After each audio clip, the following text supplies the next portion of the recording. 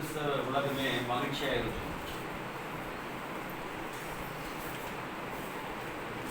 சொன்னவர்களும் சிலர் சிரிக்கிறாங்க. அந்த மகிழ்ச்சியை கஷ்டமோ என்று எண்ணமும் தோன்றுகிறது. அவர்கள் வருஷத்துக்கு ஒரு முறை தான் அந்த மகிழ்ச்சியை காண்கிறார்கள். நாம் வாரத்தின் முதல் நாள் தோறும் இந்த மகிழ்ச்சியை காண்கிறோம். நாம் மெருகேற்றிக் கொண்டிருக்கிறவே தவிர தொலைத்து விடுகிறோம். பிரியமானவர்களே, ஏன் இதை சொன்னேன் என்று சொன்னால், இன்றைக்கு உலகம் முழுதும் வேதம் சொல்லாத ஒரு பக்தியை நிறைவேற்றி மகிழ்ச்சியோடு கூட இருக்கிறார்கள். ஆனால் நியாயத்தீர்ப்பு நாளிலே கண்டிப்பாக அவர்கள் பதில் சொல்ல வேண்டியவர்களாக இருப்பார்கள்.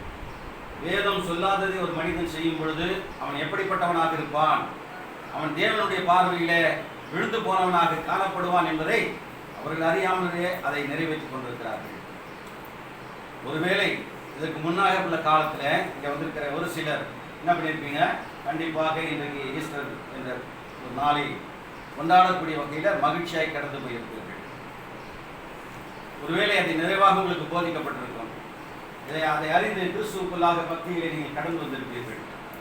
இருந்தாலும் இன்றைக்கு சொல்ல போகிற இந்த செய்திகளை ஏற்கனவே அறிந்தவர்களும் சரி, இனிமேல் அறியக்கூடிய வகையில் இருக்கிறவர்களும் சரி, அதை நிறைவாக உள்ளத்திலே வைத்து தியானங்கள் பிறரை காப்பாற்றுவதற்கு அதை பயன்படுத்துங்கள். இப்பொழுது இந்த வாசிக்கப்பட்ட இந்த பகுதியில் இன்றைக்கு இயேசு கிறிஸ்து இன்றைக்கு தான் உயிரோடு எழுந்தார் என்று இந்த நாளை குறிப்பிட்டு சொல்லி இன்றைக்கு அதை கொண்டாடி கொண்டிருக்கிறார்கள். ஆனால் இன்றைக்கு வாசித்த இந்த பகுதி 24ஆம் அதிகாரம் முழுவதும் கூட இயேசுவானவர் உயிரோடு 3ஆம் நாள் எழுப்பப்பட்டவராக வந்து முதல்ல சகோதரிகளை சந்தித்து, பிறகு அவர்கள் மூலமாக பேதுரு அறிந்து பேதுரு போய் கல்லறைகளை பார்த்து, அதற்கு பிறகு 2 சகோதரர்கள் எம்மாவூருக்கு போகிற 8 மைல் தூரத்தில் உள்ள அந்த ஊருக்கு போகிற பொழுது அவர்களை சந்தித்து, அதற்கு பின்பு மறுபடியும் நம்பாதிருந்த அந்த சீஷர்களை, எருசலேமில் கூடியிருக்கிற அவர்களை மறுபடியுமாக இந்த எம்மாவூருக்கு போன சகோதரர்கள் போய் சொல்லி, அங்கே எருசலேமில் கூடியிருக்கிறவர்களை ஆண்டவர் சந்தித்தார். அதுவும் வாரத்தின் முதல் நாள். அப்படி சந்தித்த போது அப்பொழுதுதான் அவர்கள் ஒரு தெளிவுக்கு வந்தார்கள். இதெல்லாம் நடக்க வேண்டியதாக இருந்தது, நடக்க வேண்டும் என்று தீர்க்கதரிசிகள் மூலமாக எழுதப்பட்டது. அதுதான் இன்றைக்கு அது நிறைவேற்றப்பட்டதாக இருக்கிறது. ஆகவே பிரியமானவர்களே, அவர் மரணத்தை ஜெயமாக விழுங்குவார். அதாவது ஏசாயா புஸ்தகத்தில் 25ஆம் அதிகாரம் 8, 9 ஆகிய வசனங்களை பார்க்கும் பொழுது அதை தான் அன்றைக்கு 2000 ஆண்டுகளுக்கு முன்பாக அங்கே நிறைவேற்றப்பட்டு சீஷர்களோடு கூட இயேசுவானவர் மீண்டும் உயிரோடு வந்து பேசியதை நாம் வாசிக்க கேட்டோம். வாசிக்கிறோம், எடுத்து வேகமாக வாசிக்கிறோம். அவர் மரணத்தை ஜெயமாக விழுங்குவார். அவர் மரணத்தை ஜெயமாக விழுங்குவார். இது இயேசு கிறிஸ்து பிறப்பதற்கு முன்பதாக 1000 ஆண்டுகளுக்கு முன்பாக ஒரு தீர்க்கதரிசி இதை எழுதியிருக்கிறார். அவர் துல்லியமாக எழுதியது நிறைவேற்றப்பட்டது. அதுதான் அன்றைக்கு 2000 ஆண்டுகளுக்கு முன்பாக நடந்தது. அதை தான் நாம் வாசிக்கிறோம். அவர் மரணத்தை ஜெயமாக விழுங்குவார். அவர் மரணத்தை ஜெயமாக விழுங்குவார். கர்த்தராகிய தேவன் எல்லா முகங்களிலும் இருந்து கண்ணீரை துடைத்து, கர்த்தராகிய தேவன் எல்லா முகங்களிலும் இருந்த கண்ணீரை துடைப்பார். எப்பொழுது? 2000 வருஷத்துக்கு முன்னால கண்ணீரை துடைச்சார். இப்பவும் கண்ணீரை துடைத்துக் கொண்டிருக்கிற வகையிலே செயல்பட்டு கொண்டிருக்கிறார்கள். மேலே வாசிக்கிறோம். நமது ஜனத்தின் நிந்தையை பூமியில் இராதபடிக்கு முற்றிலும் நீக்கி விடுவார். நமது ஜனத்தின் நீதியை பூமி, அதாவது என்ன பண்ணுவார், நிந்தையை பூமியிலிருந்து நீக்குவார். கர்த்தரே இதை சொன்னார். அக்காலத்திலே இதோ இவரே நம்முடைய தேவன். அக்காலத்திலே இந்த இயேசுவையே இதோ இந்த தேவன், இவருக்காக நாம் காத்து கொண்டு வந்தோம் என்றல்லவா பேசுவார்கள். இவருக்காக காத்திருந்தோம், இவர் நம்மை ரட்சிப்பார், இவரே கர்த்தர், இவருக்காக காத்திருந்தோம், இவர் ரட்சிப்பினால் களி கூர்ந்து மகிழ்வோம் என்று சொல்லப்படும். ஆண்டவருடைய மரணத்தை உயிரோடு ஜெயிப்பார் என்பதை, உயிரோடு வருவார் என்பதை 1000 ஆண்டுகளுக்கு முன்பாக தீர்க்கதரிசி சொன்னார். இப்படி பல தீர்க்க தரிசனங்கள் நிறைவேற்றப்பட்டதாக இருந்தது. சங்கீத புஸ்தகங்கள் எழுதப்பட்டிருக்கிறது, தீர்க்கதரிசிகளுடைய ஆகம புஸ்தகங்கள் எழுதப்பட்டிருக்கிறது, மோசேயினுடைய ஆகம புஸ்தகங்கள் எழுதப்பட்டிருக்கிறது. இப்படி இயேசு உயிரோடு எழுந்திருப்பார். ஆகவே அதுதான் அன்றைக்கு நடந்தது. ஆனால் வேதத்திலே அது வருடம் வருடம் நடந்ததா என்று பார்க்கும் பொழுது இல்லை, அல்லது வருடம் வருடம் நடந்ததை நினைவு கொள்ள வேண்டும் என்று அவருடைய தாயார் சொன்னார்களா என்று சொன்னால் இல்லை. அவரோடு கூட சுற்றி கொடுத்த ஸ்திரீகள் அதிகமாக விசேஷமாக பற்றி கொண்டார்கள். அவர்கள் சொன்னார்களா என்று சொன்னால் இல்லை. அவருடைய சீஷர்கள் சொன்னார்களா என்று சொன்னால் இல்லை. தேவன் வேதத்தை கொண்டு பேசியிருக்கிறாரா என்று சொன்னால் இல்லை. இயேசுவே இப்படி நீங்கள் தொடர்ந்து நிறைவேற்ற வேண்டும் என்று சொன்னாரா என்று சொன்னால் இல்லை. எல்லாமே இதற்கு பதில் இல்லை இல்லை இல்லை. ஆனால் இப்பொழுது எப்படி இருக்கிறது? எப்படி அது நிறைவேற்றப்படுகிறது? அதெல்லாம் விவரமாக தெளிவாக நாம் கற்றுக்கொள்வோம். ஆகவே வேதத்தில் இல்லாததை செய்கிறவன் கிறிஸ்தவனா? வேதத்தில் சொல்லப்படாதவரை நிறைவேற்றுகிறவனுக்கு அந்த மகிழ்ச்சி அது மனித மகிழ்ச்சியா, மனித சட்டத்தின் மகிழ்ச்சியா, அல்லது வேதத்தில் உள்ளபடி நிறைவேற்றுகிறவர்கள் வாழுகிறவர்கள் தேவனுடைய அதாவது சட்டத்தின்படி நிறைவேற்றி மகிழ்ச்சியை காண்கிறவர்களா என்பதெல்லாம் நாம் ஆராய போகிறோம். அதை அறிந்து கொள்ளும்படியாக கவனமாக கவனிக்க போகிறோம். ஆகவே இந்த முதலாவது இன்றைக்கு கிறிஸ்தவர்களுக்கு 3 பண்டிகைகள் வருகிறது என்று சொன்னால் அது காலண்டரில் தான் பார்க்க முடியுமே தவிர வேதத்தில் அதை பார்க்க முடியாது. ஒரு கிறிஸ்தவர்களுக்கு காலண்டர் சட்டம் அல்ல, வேதம்தான் சட்டம். வேதத்தினுடைய வசனம் தான் அவர்களுக்கு சட்டம். அதை தான் அவர்கள் அந்த வசனம் தான் அவர்கள் ஆள வேண்டும். காலண்டர் ஆளக்கூடாது.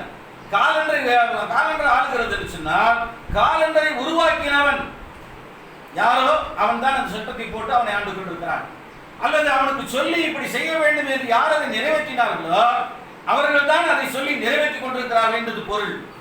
ஆகவே பிரியமானவர்களே, நாம் சுருக்கமாக இந்த அதாவது ஈஸ்டர் என்று எப்படி வந்தது, கிறிஸ்துமஸ் என்று எப்படி வந்தது, ஜனங்கள் எப்படி நிறைவேற்றுகிறார்கள், காலண்டரில் அது எப்படி இடம்பெற்றது என்று நீங்கள் விரிவாக கூகுளில் போய் பார்க்கும் பொழுது அல்லது வெப்சைட்டில் போய் பார்க்கிற பொழுது அது நிறைவாக தெரிந்து கொள்ள முடியும். இன்றைக்கு அதை சுருக்கமாக உங்களுக்கு சொல்லுகிறேன். முதல் நூற்றாண்டிலே யூதர்கள் மாத்திரம் அல்ல, கிரேக்கர்கள் கிறிஸ்துவை தழுவினார்கள், ரோமர்கள் கிறிஸ்துவத்தை தழுவினார்கள். கிரேக்கர்களுடைய ஒரு விசேஷமான பண்டிகை என்னவென்று பார்க்கும் பொழுது டிசம்பர் மாதம் 25ஆம் தேதி சூரிய கடவுளுக்கு அவருக்கு நமஸ்காரம் செய்து படைகள் படைத்து மனிதர்களுக்கு பரிசுகளை அனுப்பி மனித மகிழ்ச்சியாக கொண்டாடக்கூடிய அந்த கிரேக்கர்கள் கிறிஸ்துவத்தை தழுவி கொண்டதனாலே பிற்காலத்தில் கிறிஸ்துவத்தில் எந்த பண்டிகையும் இல்லை என்று ரொம்ப சலிப்பானார்கள்.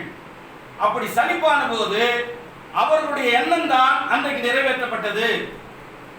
அதுதான் என்னது, பிற்காலத்தில் கிறிஸ்துமஸ் என டிசம்பர் மாதம் அதை கிறிஸ்துவை ஏற்றுக்கொண்டதனாலே அவர்கள் தாங்கள் ஏற்கனவே இருந்த பக்திகளை நிறைவேற்றின அந்த நாளை கிறிஸ்துவ பிறந்த நாளாக அவர்கள் மாற்றி அவர்கள் கொண்டாடினார்கள் என்பது நீங்கள் செய்தியை போய் பார்த்தீங்கன்னா அநேக வரலாற்று ஆசிரியர் கூறுகிறார்கள். அது கூகுளில் இடம்பெற்றிருக்கிறது. அதே போலதான் இந்த குட் ஃப்ரைடே எனக்கூடிய இந்த நாளும் இந்த ஈஸ்டர் எனக்கூடிய இந்த நாளும் கூட எப்படி வந்தது என்று பார்க்கும் பொழுது ரோமர்கள் அப்படியாக தழுவினார்கள். அதில் விசேஷமாக 4ஆம் நூற்றாண்டில் கான்ஸ்டான்டன் எனக்கூடிய மன்னன் கிறிஸ்துவத்தை ஏற்றுக்கொண்டான், சட்டமாக்கினான். அப்படி சட்டமாக்கின போது ரோமர்களுக்கு ஒரு வழக்கம் உண்டு, அவர்களுக்கு ஒரு பண்டிகை உண்டு. அது ரோமர்கள் விசேஷமாக பெண் தெய்வத்தை வணங்குவார்கள். அந்த பெண் தெய்வம் அவர்கள் பூமியிலே போய் மரித்து போன தன்னுடைய கணவன் மகனை சந்தித்து விட்டு நான் மறுபடியும் பூமிக்கு வருவேன் என்று அவர்களிடத்தில் சொன்னதை ஒரு அதாவது புராணமாக அவர்கள் நம்பிக்கொண்டிருந்தார்கள். அப்படியாகவே 40 நாளுக்கு பிறகு அந்த பெண் மேலே வந்ததாகவும் அது லெமு எனக்கூடிய ஒரு கோழி இடுகிற முட்டை அது பல ஆண்டுகள் பூமியிலே புதைக்கப்பட்டிருந்து மறுபடியும் உடைத்து கொண்டு அது என்ன ஒரு சிறு அதாவது அந்த அந்த அந்த அந்த பறவையினுடைய ஒரு குஞ்சாக வெளியே வரும் என்று கருதி அப்படி அந்த தாய் வந்தாள் என்று சொல்லி அவரை தாயாக நினைத்து அந்த பெண் தெய்வத்தை ஈஸ்டர் என்ற பெயரிலே மறுபடியும் வருவது என்று பொருள். அந்த பொருளிலே ஈஸ்டர் என்ற பண்டிகையை அவர்கள் கொண்டாடினார்கள். அவர்கள் ரோமர்களாக இருக்கும்போது கொண்டாடின அந்த பண்டிகையை கிறிஸ்தவர்களாக மாற்றப்பட்ட பிறகு கிறிஸ்தவத்தில் பண்டிகை இல்லையே, நாம் எப்படி வெறுமையாக எப்படி கிறிஸ்தவத்தை தழுவது என்று நினைத்து அவர்கள் உருவாக்கினது தான் ஈஸ்டர். ஓரளவுக்கு புரிஞ்சிருக்குன்னு நினைக்கிறேன். புரிஞ்சதோ புரியாது போனதோ. ஆகவே அதோடு நாம் கடந்து வருகிறோம். அப்புறம் யோசனை பண்ணுங்க. ஆகவே இப்படிதான் அதாவது ஆரம்ப காலத்தில் கிறிஸ்துவை ஏற்றுக்கொண்ட கிரேக்கர்களாலும் கிறிஸ்துவை ஏற்றுக்கொண்ட ரோமர்களாலும் அவர்கள் சட்டமாக்கியது தான் இந்த காலண்டர். ஆக கிரேத்தர் காலத்துல தான் இந்த சட்டம், அதாவது காலண்டர் வெளிவந்தது, அப்படி பண்டிகை வந்தது. இப்படி உருவாக்கப்பட்ட இந்த பண்டிகை இன்றைக்கு உலகம் முழுவதும் இருக்கிற கிறிஸ்தவர்களை ஆட்டி படைத்துக் கொண்டு ஆளுகை செய்கிறது. ஆனால் வேதம் என்ன சொல்லுகிறதோ அந்த கருத்து கிறிஸ்தவர்களை இன்னும் கூட தொடாத வகையில, அந்த ஞானத்துக்கு கிட்ட வராத வகையில கிறிஸ்தவர்கள் விழுந்து போய் கொண்டிருக்கிறார்கள். இப்பொழுது நாம் இதுல ஒரு 3 தலைப்பாக உங்களுக்கு சொல்ல போகிறேன். முதல் தலைப்பு என்னவென்று பார்க்கும் பொழுது, வேதாகமத்தில் உள்ள பண்டிகைகளும் அதை நிறைவேற்றக்கூடிய அந்த அவருடைய நிறைவேற்றுதலும் என்ற அடிப்படையில் முதல் தலைப்பை பார்க்க போகிறோம். இந்த கிறிஸ்தவர்களுக்கு வேதம் என்று சொல்லும் பொழுது இது பழைய ஏற்பாடு, புதிய ஏற்பாடு இல்லையா? பழைய ஏற்பாட்டில் 39 புஸ்தகம், புதிய ஏற்பாட்டில் 27 புஸ்தகம். ஆக மொத்தம் 66 புஸ்தகம் தான் கிறிஸ்தவர்கள் வேதம் என்று சொல்லி வைத்துக் கொண்டிருக்கிறார்கள். இந்த 66 புஸ்தகத்திலேயும் பண்டிகை என்று பல பண்டிகைகள் வருகிறது. அந்த பண்டிகை கொண்டாடும்படி தேவன் கட்டளையிட்டு இருக்கிறார். இயேசு கிறிஸ்து வர்றதுக்கு முன்னாலேயே 4500 ஆண்டுகளுக்கு முன்னாலேயே அந்த பண்டிகையை கொண்டாட வேண்டும் என்று அந்த ஜனங்களுக்கு தேவன் கட்டளையிட்டு இருக்கிறார் என்று சொன்னால், பழைய ஏற்பாட்டில் அதை இடம்பெற்றிருக்கிறது என்று சொன்னால், அது எப்படி அதை நிறைவேற்ற வேண்டும் என்பதை கற்றுக் கொடுத்திருக்கிறார் என்று சொன்னால், இயேசு கிறிஸ்துவனுடைய அதாவது பிறப்பையும் அவருடைய மரணத்தையும் அவருடைய மரணத்தை அதற்கு பிறகு 3வது நாள் அவர் உயிரோடு எழுப்பின அந்த ஜெயத்தையும் தொடர்ந்து கொண்டாட வேண்டும் என்ற நாளை அவர் குறித்திருப்பாரா இல்லையா என்பதை யோசித்து பாருங்கள். ஆக இப்பொழுது பார்க்க போகிறோம். ஆக இந்த இஸ்ரவேல் ஜனங்கள் இப்படி கொண்டு, அதாவது தேவனை மகிழ்ச்சியோடு கூட தேடினார் அப்படின்னாலே அவர்களுக்கு மகிழ்ச்சி உண்டாக வேண்டும். பண்டிகை என்று சொன்னாலே மனிதனுக்கு மகிழ்ச்சி, ஆனால் பண்டிகை என்பது தேவனுக்கு மகிழ்ச்சியாக என்று பார்க்கும் பொழுது அது மகிழ்ச்சியாக இருக்க வேண்டும். மகிழ்ச்சியாய் இல்லாமல் போனதுனால தானே அந்த பண்டிகையை அவர் நீக்கினார் என்று வசனம் சொல்லுகிறது. ஆக அந்த பண்டிகை கொடுக்கப்பட்டதை பார்க்கும் பொழுது இது தெளிவாக நாம் யாத்திராகமம் 23ஆம் அதிகாரத்தில் 14 to 17 வசனங்கள் வாசிக்கும் பொழுது அங்கே அந்த பண்டிகை குறிப்பிடப்பட்டிருக்கிறது. அந்த 14 to 17 வரைக்கும் வாசிக்கும் பொழுது 3 பண்டிகைகள் அவர்கள் கொடுக்கப்பட்டது. முதல் பண்டிகை ஆபீப் மாதம் 14ஆம் தேதி. ஆபீப் என்று சொன்னால் எப்படி நாம வந்து ஒரு தமிழர்களுக்கு மாதம் 12 மாதம் வருது இல்லையா? முதல் மாதம் என்னது? தை மாதம் சொல்லுவோம். ஆங்கிலேயர்களுக்கு 12 மாதம் வரும். அந்த முதல் மாதம் என்னது? ஜனவரி. அதுதான் நாமெல்லாம் உலகம் முழுதும் அந்த ஜனவரின்றது தான் எல்லாம் உலகம் முழுதும் நாம் பின்பற்றுகிறோம். அதுபோல யூதர்களுக்கு முதல் மாதம் எது என்று பார்க்கும் பொழுது ஆபீப் என்பது எப்படி தை என்பது நமக்கு முதல் மாதமோ ஆபீப் என்பது அவர்களுக்கு முதல் மாதம். அந்த முதல் மாதத்தில் 14ஆம் தேதி அவங்க என்ன செய்யணும்? அவங்க யூதர்கள் எல்லாரும் பாஸ்கா, அதாவது என்ன பண்ணணும்? பாஸ்கா பண்டிகை கொண்டாட வேண்டும். அது என்னைக்கு கொண்டாடணும்? ஆபீப் மாதம் 14ஆம் தேதி சாயங்கால வேளையில தொடங்கி 21ஆம் தேதி வரையிலும் அந்த பரிசுத்த நாளாக அதை அனுசரித்து ஆசரிக்க வேண்டும், அப்படி நிறைவேற்ற வேண்டும். அப்படி நிறைவேற்றும் பொழுது அவங்க என்னென்ன செய்யணும், என்னன்னா நிறைவேற்றம் சொல்லும் போது எப்படி நம்ம வீடெல்லாம் அலங்கரிக்கிறோமோ எல்லாம் செய்யணுமோ அதெல்லாம் பண்ணாங்க.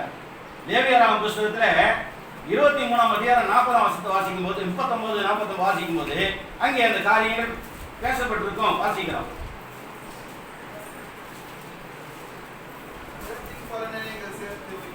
மாதம் 15ஆம் தேதி முதல் கர்த்தருக்கு பண்டிகை 7 நாள் ஆசாரிக்க கடவீர்கள். முதலாம் நாளிலும் ஓய்வு, 8ஆம் நாளிலும் ஓய்வு. முதலாம் நாளிலும், அதாவது அன்னைக்கு என்ன பண்ணிட்டாரு? வாரத்தின் முதல் நாள் கூடி வந்து மகிழ்ச்சியா இருக்கியா? அது நீ நிறைய பேர் செவன்த் டே அட்வான்டேஜ்னு ஒரு சர்ச் இருக்கு, யெகோவா விட்னஸ்ன்னு சொல்லிட்டு ஒரு சபைகள் இருக்குது. அவங்கெல்லாம் சனிக்கிழமை தான் கூடி வருவாங்க பெரும்பாலும். அதில் வேதத்தில் பழைய ஏற்பாட்டில் சனிக்கிழமை தான் கூடி வரணும், ஞாயிற்றுக்கிழமை கூடி வரக்கூடாதுன்னு சொல்லிட போகிறாங்கன்னு அன்றைக்கே என்ன பண்ணியிருக்கிறாரு? ஞாயிற்றுக்கிழமையும் விசேஷமாக மாற்றி இருக்கிறார். என்ன சொல்றாரு? வாரத்தின் முதல் நாளிலும் மகிழ்ச்சி, வாரத்தின் கடைசி நாளிலும் உங்களுக்கு மகிழ்ச்சி. அதுதான் வாரத்துக்கு, அதாவது கடைசி நாள், அதாவது வாரத்தின் கடைசி நாளிலும் உங்களுக்கு மகிழ்ச்சி.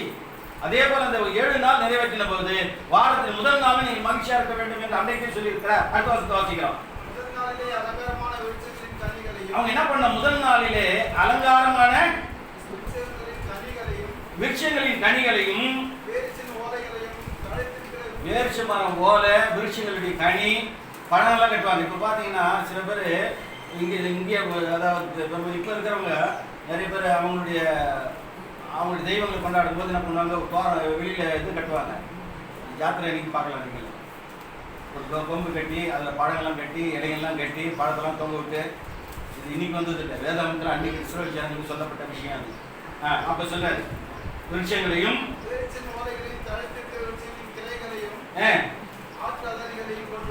அலரிகள், அது அப்படி அழகா இருக்கணும். அதாவது அந்த மாதிரி புல் பூண்டு இவையெல்லாம் கொண்டு வந்து கட்டி, உங்களுடைய தேவனாகிய கர்த்தருடைய சந்நிதியில் 7 நாளும் மகிழ்ச்சியா இருங்கள். பாருங்க, ஆபிப் மாதம் அதாவது 14ஆம் தேதி அந்த பண்டிகை கொண்டாட வேண்டும். அதுக்கப்புறம் முதல் மாசம் கடந்ததா 7வது மாசம் வரும். நீங்க தொடர்ந்து வாசி யாத்ராம் புஸ்தகத்துல, நம்ம இப்போ யாத்ரா புஸ்தகத்துல நம்ம படிச்சுட்டு இருக்கிறோம். அது எப்படி கொண்டாடணும்னு சொல்லும்போது விதத்தையும் சொல்லிக்கிறாரு. இப்படி என்ன பண்ணணும், கூடாரங்களை போடணும், அந்த கூடாரங்களை வந்து சேர்ந்து வரணும், கூடாரங்களுக்கு முன்னாடி இப்படி தோரணம் கட்டணும், இப்படி இந்த இலைகள்லாம் கொண்டு வந்து அலங்காரம் பண்ணணும், மகிழ்ச்சியா இருக்கணும் அப்படின்னு சொன்னார். அப்ப எந்தெந்த நாள்ல முதல் பண்டிகை ஆபிப் 14ஆம் தேதி ஆபிப் மாதம். அது என்னன்னா பாஸ்கா பண்டிகை. அதுக்கு என்ன காரணம் என்னன்னாக்கா, அவங்க எகிப்துல அடிமையா இருந்தாங்க, அதுல இருந்து விடுதலையாக்கி கொண்டு வந்ததுனால அது பாஸ்கா பண்டிகை. நீங்க விவரமா அப்புறம் படிக்கலாம் அதை. அதுக்கு பிறகு அடுத்த அதாவது யாத்ரா புஸ்தகத்துல நம்ம தொடர்ந்து வாசிக்கும் பொழுது 23ஆம் அதிகாரத்துல தொடர்ந்து வாசிக்கும் போது 7வது மாசம் வரும். நீங்க இஸ்ரவேல் ஜனங்களை கொண்டு போய் கானான் தேசத்துல எடுத்து போய் சேர்ப்பேன், அந்த தேசம் உங்களுக்கு சொந்தமாகும். அப்ப நீங்க பயிரிடுவீங்க, அறுவடை செய்வீங்க. அப்ப அந்த தேசத்துல 7ஆம் மாசம் 15ஆம் தேதி மாசம் தேதி நேரம் எல்லாமே கொடுத்துருக்கிறாரு. இங்க நாம கொண்டாடுற இந்த பண்டிகையில என்னைக்காவது ஒரு நாளாவது கொடுத்துக்கிறாரா, மாசத்தாவது கொடுத்துக்கிறாரா, தேதியாவது கொடுத்துக்கிறாரா, நேரத்தையாவது கொடுத்துக்கிறாரா? இல்ல. ஏன் கொடுக்கல? அது யாரும் சிந்திக்கிறது இல்லை. அதை நாம் சிந்திக்கக்கூடியவர்களா இருக்கிறதாலும் கிறிஸ்து சபையில் இருக்கிறோம். சரி, மேல வாசிக்கிறோம். அப்ப 7ஆம் தேதி 7ஆம் மாதம் 15ஆம் தேதி என்ன பண்ணோம், பண்டிகை கொண்டாடணும். அது என்னன்னா அறுப்பின் பண்டிகை. அதுக்கு பேர் என்னது? அறுப்பின் பண்டிகை அல்லது கூடார பண்டிகை, அல்லது நம்மளுடைய கூடார பண்டிகை. இதை அவங்க நிறைவேற்றணும். அதுக்கப்புறம் அந்த வருஷத்தினுடைய முடிவு வரும். வருஷத்தினுடைய முடிவு 12வது மாசம் வரும் இல்லையா? 12வது மாசம் முடிவுல நீங்க அறுவடை செஞ்சு ஓய்ந்து எல்லாத்தையும் சேர்த்து வச்சிருப்பீங்க. அந்த நாள்ல அதாவது கடைசி மாசத்துல இதே போல நீங்க என்ன பண்ணணும், எருசலேமுக்கு வரணும், இந்த பண்டிகையை கொண்டாடணும். அப்போ இஸ்ரவேல் ஜனங்களுக்கு எத்தனை பண்டிகை கொடுத்துக்கிறாரு? தேவன் கட்டளையாக கொடுக்கப்பட்ட பண்டிகை எத்தனை? 3 பண்டிகை. என்னது? ஆபிப் மாதம் 14ஆம் தேதி, 7ஆம் மாசம் 15ஆம் தேதி, டிசம்பர் மாசம் அதே 15ஆம் தேதி. அதே போல அவர் நிறைவேற்ற வேண்டும் எழுதி இருக்கிறார். அப்ப இந்த 3 பண்டிகைகள் அவர் கொண்டாடினார்கள். 3 பண்டிகை கொண்டாடாதவன் என்ன பண்ணவங்கள கொல்லப்படணும், இஸ்ரவேல் சந்ததியிலிருந்து அவன் என்ன பண்ணோம், நீக்கப்படுவான் என்று சொல்கிறது. வாசிக்கிறோம் 17 வாசிக்கிறோம். வருஷத்தில் 3 தரம் நான் மக்கள் எல்லோரும் கர்த்தராகிய ஆண்டவருடைய சந்நிதியில் வர கடவர்கள். எனக்கு இடம் வரியின் ரத்தத்தை பிடித்தமாவதும் செலுத்த வேண்டாம்.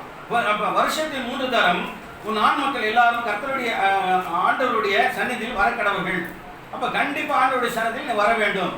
இதே நிகழ்ச்சியை தான் யாத்திரா 34ஆம் அதிகாரத்துல 21 20 23 வரைக்கும் எழுதியிருப்பார். நீங்க படிச்சீங்கன்னா அதே யாத்திரா புத்தகத்துல பார்க்கலாம். இந்த 7வது அதாவது 2வது பண்டிகைன்றது கூடார பண்டிகை என்பது லேவியராம் புத்தகத்துல அது மறுபடியும் 23ஆம் அதிகாரம் 34ஆம் வசனத்துல குறிப்பிட்டிருக்கோம். லேவியர் 23 34 வாசிக்கிறோம்.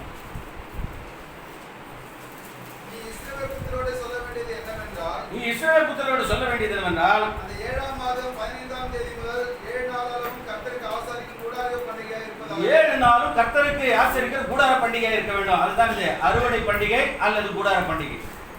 அதுக்கு 2 பேர். அறுவடை பண்டிகை அது என்னைக்கு பண்ணோம்? 7வது மாசம். என்னைக்கு? 15ஆம் தேதி சாயங்கால வேளையில அதை நிறைவேற்ற வேண்டும். எங்க போய் நிறைவேற்றணும்? எருசலேம்ல போய் நிறைவேற்றணும்.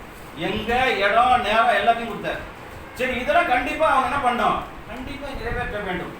இதே யாத்திரா புஸ்தகம் அவங்க கண்டிப்பா நிறைவேற்றணுமா, வருஷம் அதை கொண்டாடணுமா? சரி, அந்த வருஷம் மட்டும் கொண்டாடிட்டு விட்டாங்களா அப்படின்னு பார்க்கும்போது யாத்திரா 13ஆம் அதிகாரம் 10ஆம் வசனத்தை வாசிக்கிறோம்.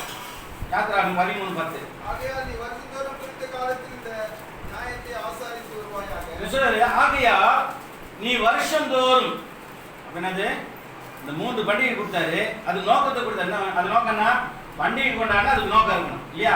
என்ன நோக்கம்? பாஸ்கா பண்டிகை என்ன அர்த்தம்? எகிப்திலிருந்து அவங்க விடுதலை ஆனாங்க. அறுவடை பண்டிகை அல்லது கூடார பண்டிகை இந்த 7வது மாசம் கொண்டாட என்ன நோக்கம்? சொந்த தேசத்தை உங்களுக்கு கொண்டு போய் கொடுப்பேன், அதை அறுவடை செய்வீங்க, அங்க மகிழ்ச்சியா வாழ்வீங்க, அப்ப இந்த பண்டிகை கொண்டாடணும். எங்க போய்? எருசலேம். அதை எங்க இருந்து? எகிப்துல இருந்து கானான் தேசத்துக்கு போனப்ப கொண்டாடணும். அதுக்கப்புறம் அந்த தேசத்துல எல்லாத்தையும் செஞ்சுட்டு மகிழ்ச்சியா இருப்பீங்க, ரெஸ்ட் எடுத்துட்டு இருப்பீங்க. அந்த வருஷத்தினுடைய முடிவுல அப்போ நீ என்ன பண்ணணும்? எருசலேமுக்கு வந்து இந்த பண்டிகையை கொண்டாடணும். அப்போ இந்த பண்டிகை கொண்டாடக்கூடிய வகையில தேவன் அவர்களுக்கு என்ன பண்ணாரு? ஆசீர்வதித்தார், இடங்களை, வீடு வாசலை கொடுத்தார். அதனால நீங்கள் செய்ய வேண்டும் என்று நிர்ணயம் செய்தார். அது செய்ய வேண்டியது கூட அதை வருஷந்தோறும் நீங்கள் கண்டிப்பா தவறாம நிறைவேற்ற வேண்டும் என்று சொன்னார். என்ன சொன்னேன்? வருஷந்தோறும். அப்போ இன்னைக்கு ஒருவேளை இப்ப நாம கொண்டாடிக்கிற இந்த பண்டிகைலாம் எங்கேயாவது குறிப்பிட்டுக்குதான்னு பார்த்தா எங்கேயுமே இல்லை. இல்ல வருஷம் வருஷம் கொண்டாடணும்னு சொல்லிதானே அங்கேயும் எங்கேயுமே இல்லை. சரி, இப்படி கொண்டாடி கொண்டு வந்த இந்த பண்டிகையில ஜனங்கள் தன் ஆத்மாவை கெடுத்து கொண்டார்கள். அதனால நினைக்கிறது, குடிக்கிறது, வெறிக்கிறது, ஆட்டம் போடுறது, தேவனை மறக்கிறது, பக்தியா தேவனை தேடாம என்ன பண்றாங்க? தேவனுடைய பார்வையில் அவலட்சணமாய் போனார்கள். பண்டிகையை கொடுத்து அவர்களை மகிழ்ச்சியை காண வேண்டும் என்று நினைத்த தேவன் அந்த பண்டிகை மூலமாக அவருடைய வாழ்க்கை அருவருப்பாக போனது, தேவனுக்கு பிரியமில்லாதே போனது. ஒரு கொஞ்சமாகிலும் ஒரு பக்தி பூர்வமாக ஒரு தெய்வீகமான சிந்தை இருக்கிறதா என்று பார்க்கும்போது அவரிடத்தில் காணப்படவில்லை. அப்ப தேவன் மகிழ்ச்சியா இருப்பாரா? பண்டிகை கொடுத்தாரு, இந்த உலக பிரகாரமா சரீர பிரகாரமான இந்த பண்டிகை நிறைவேற்றும் போது மகிழ்ச்சி இருக்கிறதான்னு பார்க்கும்போது இல்லை. இன்னைக்கு கூட இந்த பண்டிகை கொடுக்கல. இன்னைக்கு ஈஸ்டர் அன்னைக்கு எத்தனை குடும்பம்ல பாருங்க இல்லையா, வீட்டுல பிரியாணி செய்யறாங்களே இல்லையா, அவருக்கு நல்ல பிரியாணி என்ன பண்ணுவாரு? பிரியாணி கடையில கிளீனா இருப்பார். பிரியாணி கடைக்கு போறதுக்கு முன்னால 4 ஃப்ரெண்ட்ஸை கூட்டு என்ன பண்ணுவாரு? முக்கியமான கடைக்கு போவார். சாயந்தரமா டைட்டா அந்த மாதிரி சாயந்தரம் வருவார். நல்லா இல்ல ஜம்பா எதுக்கு வருவாரு? ஈஸ்டருக்கு வருவார், கிறிஸ்துமஸுக்கு வருவார். இந்த அம்மா ஊர்ல அங்க இருக்க கடை வாங்கி இத்த வாங்கி அத்தை வாங்கி செஞ்சு வச்சு பிரியாணி காத்துட்டு இருக்கோம். அதை அப்படியே மூடி வைக்க வேண்டியதுதான். அப்போ அவர் தன் ஆத்மாவை கெடுத்துக் கொண்டு அந்த குடும்ப மகிழ்ச்சியை தொலைத்து விட்டு இப்படி இருக்கிறது தேவன் பார்க்கும் பொழுது தொடர்ந்து இந்த பண்டிகை கொடுப்பாரா? யோசனை பண்ணி பாருங்க. அப்போ தேவனுடைய பார்வையில் அவர்களுக்கு கொடுக்கப்பட்ட பிறகு கூட அவர்கள் மகிழ்ச்சியோடு இல்லவை. தேவனுக்கு பிரியப்படுத்துகிற வகையில தேவனாவது மகிழ்ச்சியா இருந்தாரா? இல்லை என்பதை தீர்க்கதரிசியை கொண்டு அந்த ஜனங்களிடத்தில் பேசுகிறார். ஏசாயா புஸ்தகத்துல 1ஆம் அதிகாரம் 13ல இருந்து வாசிக்கிறோம். சொல்றாரு, இனி வீண் காணிக்கைகளை கொண்டு வர வேண்டாம். தூபம் காட்டுதல் எனக்கு அருவருப்பாய் இருக்கிறது.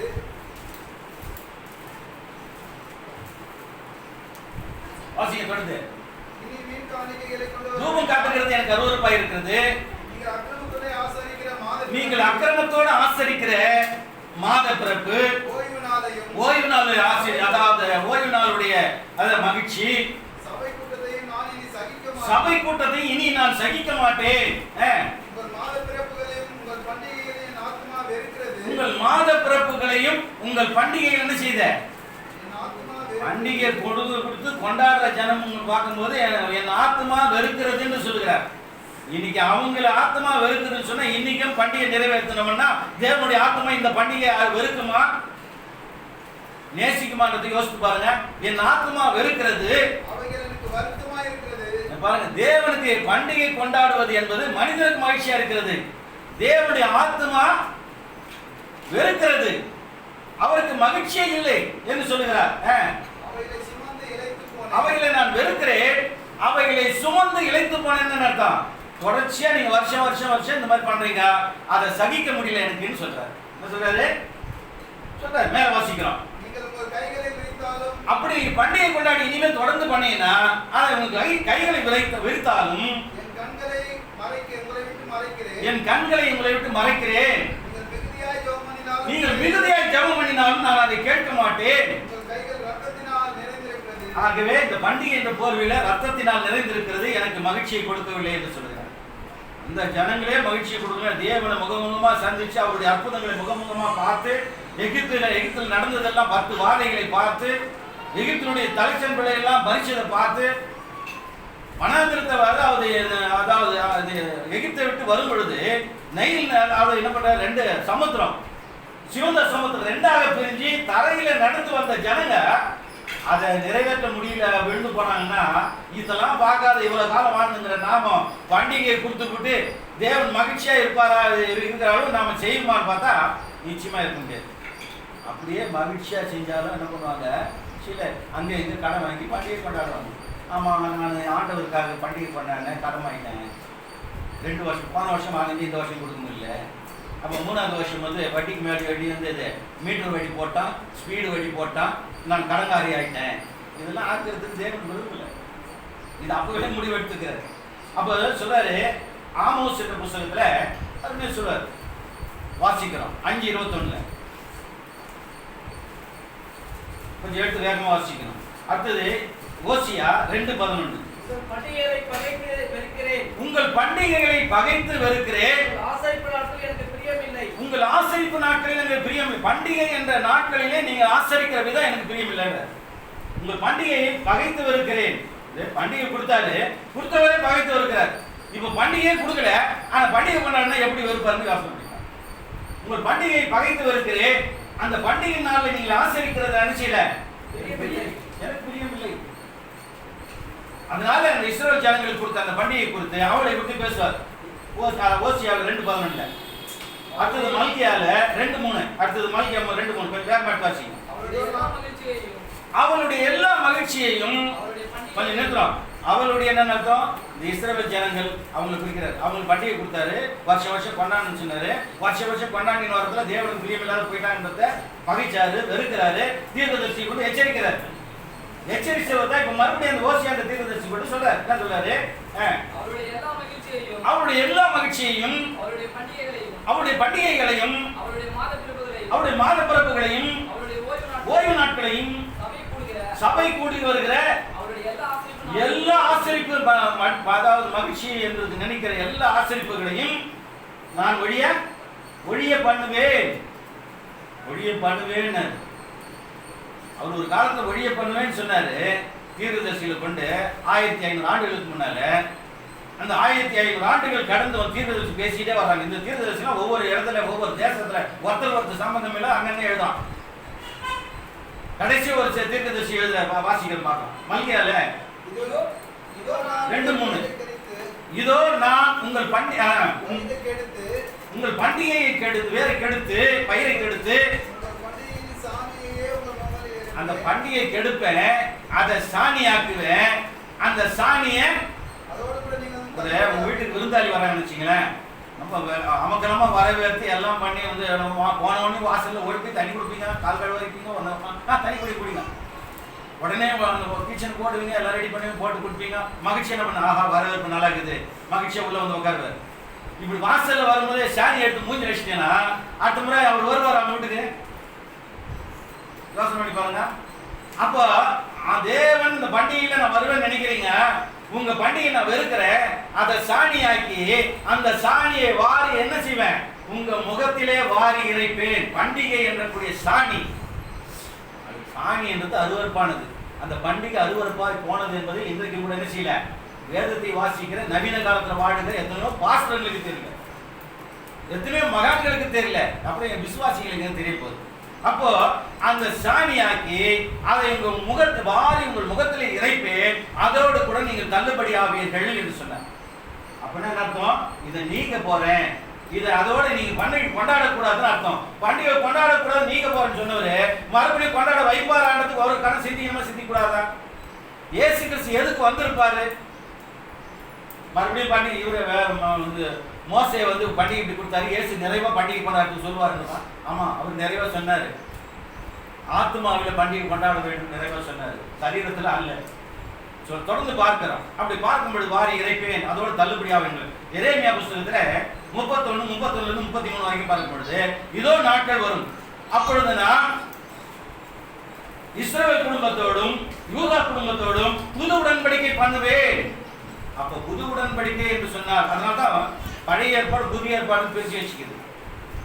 அது புது உடன்படிக்கை பண்ணுவேன். பழைய உடன்படிக்கை மோசே மூலமா கொடுக்கப்பட்ட அதாவது உடன்படிக்கையில் இருக்கிறதுனா பண்டிகை. அந்த பண்டிகையில் வருகிற அருவருப்புகளை தேவன் நீக்கினார், நீக்க போகிறேன் என்று சொன்னார்.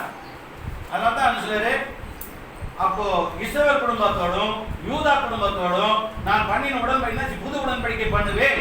அந்த உடன்படிக்கை எப்படிப்பட்டதல்ல? இந்த ஜனங்களிடத்துல கைப்பிடித்த நாளில் நாங்கள் செய்த அந்த உடன்படிக்கையின் போல, அந்த பண்டிகை போல அல்லன்ற.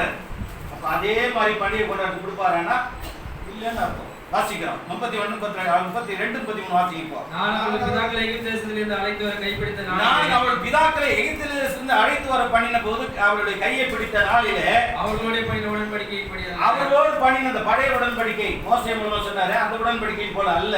ஏனெனில் நான் அவர்களுக்கு நாயகராய் இருந்தும் அந்த உடன்படிக்கை அவர்கள் மீறி அந்த உடன்படிக்கையை மீறி அவர்கள் அவப்படுத்தினார்களே என்று கர்த்தர் சொல்கிறார். அந்நாட்களுக்கு பிற்பாடு நான் இஸ்ரவேல் குடும்பத்தாலும் யூதா குடும்பத்தோடும் நான் புது உடன்படிக்கை பண்ணுவேன் என்று சொன்னார். அப்ப புது உடன்படிக்கையுடைய நாயகர் யாரு? இயேசு கிறிஸ்து. மத்தியஸ்தர் யாரு? இயேசு கிறிஸ்து. எபிரேயர் புத்தகத்துல நீங்க 13-15 வாசிக்கும் போது 14-13 சொல்லுவார். ஆவிக்குரிய ஒரு பலி செலுத்தணும், ஆவிக்குரிய ஒரு ஆசாரியர் இருக்கிறாரு, அந்த இயேசு கிறிஸ்து தான் மத்தியஸ்தர், அந்த இயேசு கிறிஸ்து ஆசாரியர்னு பேசுவார். ஆக புது உடன்படிக்கையின் மத்தியஸ்தர், அதாவது அதை நீக்கி வைத்து புது உடன்படிக்கை கொடுத்தவர் இயேசு. நீக்குவேன்னு சொன்னார். அதனால்தான் இயேசு கிறிஸ்து மரிச்சார். இப்படி மரிச்சதுக்கு காரணமே அதை நீக்கிறதுக்கு தான், மறுபடியும் கொண்டாடுறதுக்கு இல்லை. அப்ப இயேசு கிறிஸ்து மரணத்துல கூட என்ன பண்றா, அந்த அதாவது மரிச்சிட்டாரு அப்படின்னு உட்காந்து ஒப்பாரி வச்சுருக்காங்க. அப்புறம் உயிர் தேர்தல் வச்சு கொண்டாடினோம். அப்படி பாருங்க, இது கொலேசியர்ல நிறைய அதாவது வசனங்கள் இருக்கிறது. கொலேசியர் 2ஆம் அதிகாரம் 14-14 வரைக்கும் வாசிக்கும் போது நமக்கு எதிராக, அதாவது புதிய ஏற்பாட்டில் வாழக்கூடிய ஜனங்களுக்கு அதாவது எதிராளி விரோதி யாருன்னா பழைய ஏற்பாட்டின்படி இருக்கிற எல்லாமே. இப்போ இந்த பண்டிகைகள் கூட நமக்கு விரோதி எதிராளி. என்ன பண்டிகை கொண்டாடினாவே அது என்னது? உனக்கு விரோதம், அது தேவனுக்கு விரோதமாக இருக்கிறதுன்னு அர்த்தம், உனக்கு தேவனுக்கு எதிரியாக இருக்கிறதுன்னு அர்த்தம். நமக்கு எதிரடியாகவும் கட்டளைகள நமக்கு விரோதமாக இருந்த கையெழுத்தை உழைத்து அது நடுவில் இராதபடிக்கு எடுத்து சிலுவையின் மேல் ஆணி அடித்து அதிகாரங்களை உரிந்து கொண்டு வெளியிடமான எல்லாம் ஒண்ணுமே இல்லாத பண்ணிட்டாருன்னு அர்த்தம். இயேசு கிறிஸ்து வந்து பண்டிகை இல்லாத பண்ணிட்டாருன்னு அர்த்தம். பழைய ஏற்பாடு இல்லாத பண்ணிட்டாருன்னு அர்த்தம். ஆனா பழைய ஏற்பாடு பார்க்கணும், படிக்கணும், தெரிஞ்சுக்கணும், அதுக்காக தான் பழைய ஏற்பாடு வச்சுக்கணும். அப்ப மேல வாசிக்கிறோம், அவைகள் மேல் சிலுவையில் வெற்றி சிறந்தார். ஆகையால் போஜனத்தையும் பானத்தையும் குறித்தாவது, பண்டிகை நாட்களையும் மாத பிறப்பையும் ஓய்வு நாளையும் குறித்தாவது ஒருவன் என்ன செய்யக்கூடாது? குற்றப்படுத்தக்கூடாதுன்னு அர்த்தம். ஏன் பண்டிகை கொண்டாடுன்னு கேட்கக்கூடாதுன்னு அர்த்தம். பண்டிகை கொண்டாடுறது வந்து சரியான கிறிஸ்தவன், அது நீக்கப்பட்டிருக்கிறது, சிலுவையில நீக்கப்பட்டிருக்கிறது, ஒழிக்கப்பட்டிருக்கிறது. இதே எபிரேயர் புத்தகத்துல 8ஆம் அதிகாரம் 10 வாசிக்கிறப்பா 3 வசனங்கள். அந்த நாட்களுக்கு பின்பு நான் இஸ்ரவேல் குடும்பத்தோடு பண்ணும் புது உடன்படிக்கையாவது அவங்க மனதில் வைப்பேன். அவங்க உடல்ல அதை செய்யறது இல்ல, மனதில் அது வெளிப்படுத்தாங்க. மனதில் வைப்பேன், அவருடைய இருதயத்தில் அவளை எழுதுவேன். நான் அவர்கள் தேவனாயிருப்பேன், அவர்கள் என் ஜனமாயிருப்பார்கள். அப்பொழுது சிறியோன் முதற்கொண்டு பெரியோர் வரைக்கும் என்னை அறிந்து கொள்ள வேண்டும். ஒருவனுக்கு வந்து சொல்ல வேண்டியதில்லை, எல்லாரும் உலகம் முழுவதும் தெரியும். உலகம் முழுவதும் தெரியுது இயேசு கிறிஸ்து எதுக்கு மறிச்சாரு? பழைய ஏற்பாடை நீக்கிறதுக்கு தான். பழைய ஏற்பாட்டுடைய பக்தியை என்ன பண்ண நிறைவேற்றி முடிப்பதற்காக தான் உலகம் முழுவதும் தெரிஞ்சிருக்குது. போய் சொல்ல அவசியம் இல்லை. மேல வாசிக்கிறோம். ஆகையால் கர்த்தரை அறிந்து கொள்ள என்று ஒருவன் தன் அயலானுக்கும் ஒருவன் தன் சகோதரனுக்கும் போதிக்க வேண்டுவதில்லை. ஒருவன் தன் அயலானுக்கும் தன் சகோதரனுக்கும் போதிக்க வேண்டுவதில்லை. ஏனெனில் நான் அவர்கள் அநியாயங்களை கிருபையாய் மன்னித்து அவர்கள் பாவங்களை அக்கிரமங்களை இனி நினையாமல் இருப்பேன் என்று கர்த்தர் சொல்லுகிறார். பாவங்களே அநியாயம் நினைக்க மாட்டேன் என்று சொல்லுகிறார். சொல்லிட்டு புது உடன்படிக்கை என்று அவர் சொல்லுகிறது. ஏன் நினைக்க மாட்டேன்? அவர் புது உடன்படிக்கை பண்ணுகிறேன், அது சரீர பிரகாரமாக இல்லை. அப்போ சரீர பிரகாரமாக பண்ணுகிற பண்டிகையில தான், அதாவது உடன்படிக்கையில தான் பண்டிகை இருக்கிறது. ஆவிக்குரிய பிரமாணத்தின்படி பண்ணியிருக்கிற அந்த உடன்படிக்கையில பண்டிகை நீக்கப்பட்டிருக்கிறது. சொல்றாரு புது உடன்படிக்கை என்று அவர் சொன்னதுனாலே முந்தினதை பழமையாக்கினார். பழமையானதும் நாள்பட்டதுமாய் இருக்கு உருவழிந்து போகும் காலம் சமீபத்தில் இருக்கிறது, உருவழிந்து போனது. ஆகவே பிரியமானவர்களே, அது இயேசு கிறிஸ்துவின் மரணத்தின் மூலமாக பாவத்திற்காக மட்டும் மறிக்கல, இந்த பழைய உடன்படிக்கையினுடைய சட்ட திட்டங்கள் எல்லாவற்றையும் மறுபடியும் பின்பற்றக்கூடாது என்பதற்காக தான் மரித்தார். அதை நீக்கினார். சிலுவை மேல் வந்து ஆணி எடுத்து அதனை வெற்றி சிறந்தார், வெறுமையாக்கினார், இனி ஒண்ணுமே இல்லை என்று தாக்கினார். மறுபடியும் அதை வந்து கொண்டு வந்துட்டாங்க. அதனால தான் முதல் நூற்றாண்டு கிறிஸ்தவர்கள் எல்லாம் எதுவுமே பண்ணலை. அப்போ எப்படிலாம் கொண்டாடணும், எந்த நாளில் கொண்டாடணும், என்னென்ன பண்டிகை அப்படி என்பதை பார்த்தோம். என்ன பார்த்தோம்? அது தீர்க்கதரிசியை கொண்டு இது நிறைவேற்றினார் என்பது அந்த தலைப்பில் தொடர்ந்து பார்த்தோம். இப்பொழுது தேவன் எப்படி அதை அதாவது எந்த வகையில தேவன் மக்களிடத்தில் அதை எதிர்பார்க்கிறார், எந்த வகையில அதை நிறைவேற்ற வேண்டும் என்று நினைக்கிறார் என்று பார்க்கும் பொழுது தொடர்ந்து நாம் கவனிக்க போகிறோம். இயேசு கிறிஸ்து வந்து மரிச்சார். இவங்க நினைக்கிற மாதிரி இந்த லூக்கா புஸ்தகத்திலேயே நீங்க என்ன பண்ணுவாங்க, நிறைய பேர் இந்த 40 நாள் எல்லாரும் என்ன பண்ணுவாங்க, நான் வந்து உபவாசங்கிறேன். இது 40 இயேசு கிறிஸ்து எங்கன்னா சொன்னாரா? இயேசு கிறிஸ்து 40 நாள், இது வருஷம் 40 நாள், ஒரு நாளே குறிக்கல, எந்த நாள்னு வார்த்தை வேதத்தில் இல்லை. அவங்களா ஒரு நாள் குறிச்சிக்கிட்டான், சரி குறிச்சிக்கிட்டு உட்காந்துங்கிறாங்க. இப்படி இயேசு அது விரும்பினாரா அப்படின்னு பார்க்கும்போது 40 நாள் ஏன் கேட்டால் இயேசு கிறிஸ்து எனக்காக மறிக்க போறாரு, அதனால 40 நாள் நினச்சிக்குவேன், கறி சாப்பிட மாட்டேன், மீன் சாப்பிட மாட்டேன், கவுச்சி சாப்பிட மாட்டேன், மற்றதெல்லாம் சாப்பிடு. கவுச்சி அவன் சாப்பிடாதே இருக்கணும், கவுச்சி மட்டும் சாப்பிட மாட்டேன், கவுச்சி மட்டும் சாப்பிடக்கூடாதுன்னு சொன்னார். அவர் சாப்பிடக்கூடாதுன்னு எங்கன்னா சொன்னாரா? மகிழ்ச்சியா இருக்குன்னு சொன்னார். கிறிஸ்துவனுடைய மரணம் நமக்கு மகிழ்ச்சியை தர வேண்டும். ஏன்? 3ஆம் நாள் அவர் உயிரோடு எழுப்பப்பட்டார். என்னைக்கும் கிறிஸ்து செத்து போயிட்டாரு, அதாவது வருஷத்துக்கு ஒரு முறை சாகுறாரு, 3ஆவது நாள் உயிரோடு எழுப்புறாரு. இவங்க சாவடிப்பாங்க, மறுபடியும் உயிரோடு எழுப்புவாங்க. இதெல்லாம் வேதத்தின்படி நிறைவேற்றப்பட வேண்டியது நிறைவேற்றியாச்சு. மறுபடியும் நான் நிறைவேற்றது யாருக்குன்னு இல்லை, ரைட்ஸ் இல்லை. மறுபடியும் அவர் சிலுவையில் அது ஒரு நாள் குறிக்கிறான், அது வந்து பண்ணிட்டு தான் அவர் மறுபடியும் 3ஆவது நாள் உயிரோடு எழுதுன்னு சொன்னா, அப்படி சொன்னா தான் உலகம்லாம் தெரியுமா? ஏற்கனவே படிச்சுட்டோம். ஒருத்தன் தன் சகையனானுக்கும் சகோதரனுக்கும் சிநேகிதனுக்கும் தன் சொந்த மனுஷனுக்கும் சொல்ல வேண்டியதில்லை. உலகமே அவரு உலக ரட்சகராக வந்தார், மரிப்பார், உயிரோடு எழுந்திருப்பாருன்னு உலகமே அறிஞ்சிருக்குது. நீ சொல்லி தான் தெரிஞ்சுக்கணும்னு அவசியம் இல்லை. யோசனை பண்ணிப்பாரு. அப்போ பார்க்கும்போது எதனா சொன்னாரா? யோவான் புஸ்தகத்துல 16ஆம் அதிகாரம் 20லேருந்து ஒரு 3 வருஷங்கள் தொடர்ந்து வாசிக்கிறோம். இந்த இயேசு கிறிஸ்து உயிரோடு இருக்கும்போது தான் மரிக்க போகிறேன். அப்படி மறிக்கும் போது ஐயோ மறிக்கும் போது நான் இயேசு கிறிஸ்து மறிச்சிட்டாரு, எங்களுக்கு இன்னும் துணை இல்லையேன்னு அழுவீங்க. உலகம் மகிழ்ச்சியா இருக்கும், சிலுவையில் வாங்கிட்டோம் கொண்டுட்டோம், உலகம் மகிழ்ச்சியா இருக்கும். எனக்கு பின்பற்ற நீங்கள் ரொம்ப துக்கமா இருப்பீங்க, கவலையா இருப்பீங்க. அப்படி கவலையா இருக்கும்போது கவலைப்படாதீங்க அப்படின்னு சொல்லிட்டு ஒரு ஆறுதலான வார்த்தையை சொல்லுவார். இந்த ஆறுதலான வார்த்தை அன்னைக்கு சொன்னது இன்னைக்கு கூட யாருக்கு எந்த கிறிஸ்துவன்னு தெரியல. பாருங்க, வாசிக்கிறோம். மெய்யாகவே மெய்யாகவே நான் உங்களுக்கு சொல்லுகிறேன், மெய்யாகவே மெய்யாக நான் உங்களுக்கு சொல்கிறேன், நீங்கள் அழுது புலம்புவீர்கள், உலகமே சந்தோஷப்படும். இப்போ இந்த சீஷர்கள் அப்புறம் இயேசு கிறிஸ்து மரிச்சு போயிட்டார் இல்லையா, அதுக்கப்புறம் கிட்டத்தட்ட 100 வருஷம் ஊழியம் நடந்தது. 100 வருஷம் ஊழியம் நடந்தது. இது இயேசு கிறிஸ்து உயிரோடு இருக்கும்போதே மரிக்கிறதுக்கு முன்னாடி இப்படி நடக்க போகுதுன்னு சொன்னாரு. அப்ப மரிச்சிட்டாரு. அழுது புலம்பினாங்க இல்லையா? புலம்பினாங்க. என்னைக்கு அது அவர் என்னைக்கு மரிச்சாரோ அன்னைக்கு அழுது புலம்பினாங்க. மறுபடியும் 3ஆவது நாள் உயிரோடு வந்துட்டாரா இல்லையா? வந்துட்டாரு. அந்த அழுது புலம்பி ஆர்ப்பாட்டம் பண்ணதுல முடிவுக்கு வந்திருக்குமா? வந்திருக்காதா? நிச்சயமா வந்திருக்கும். அப்புறம் அடுத்த வருஷமும் அழுது புலம்பி இருப்பாங்களா? ஏன் புலம்ப மாட்டாங்க? இயேசுவை எப்படி பார்த்தாங்க? உயிருள்ளவராக பார்த்துட்டாங்க. உயிருள்ளவராக இருந்துட்டாரு. மறுபடியும் அவர் செத்து போட்டாரு. மறுபடியும் அடுத்த வருஷம் வரணுமா, அவர் சாவடிக்கணுமா, உயிரோட வந்துட்டாரு சொன்னோமா? என்ன விந்தையா இருக்குது யோசனை. இதுதான் மனித சட்டம், மனித ஞானம். இந்த மனித சட்டத்தை, மனித ஞானத்தை பின்பற்றா தேவன் விரும்புவார்ன்றது ஒருத்தர் சிந்திக்கிறதே கிடையாது. தேவ சட்டம் அப்படி சொல்லிக்குது. அப்ப என்ன சொல்லுது? உலகமும் அழுது புலம்பும், நீங்க என்ன பண்ணுவீங்க? வாசிக்கிற மேல, நீங்கள் அழுது புலம்புவீர்கள், உலகமோ சந்தோஷப்படும், நீங்கள் துக்கப்படுவீர்கள், ஆனாலும் உங்கள் துக்கம் சந்தோஷமாய் மாறும். பிரசவகாலம் வந்திருக்கும் போது அவள் துக்கம் ஒரு இப்போ ஒரு குழந்தை பிறகுதுன்னா அவளுக்கு எவ்வளவு வருஷம் போன வருஷம் எனக்கு இதே மாதிரி 10 மாதம் டெலிவரி நேரத்தில் எப்படி வளர்ந்ததோ அப்படியே போய் ரூமில் உட்காந்துனேன். அம்மா எப்போ எனக்கு போன வருஷம் இந்த மாதிரி தான் பண்ணேன். அந்த குழந்தை பார்க்கும்போது இப்படி தான் வலி வந்தது, மூலையில் பண்ணி அழுதுங்கிறாளா, கருதுங்கிறாளா, பச்சை அதே மாதிரி நினைவு கொண்டுக்கிறாளா?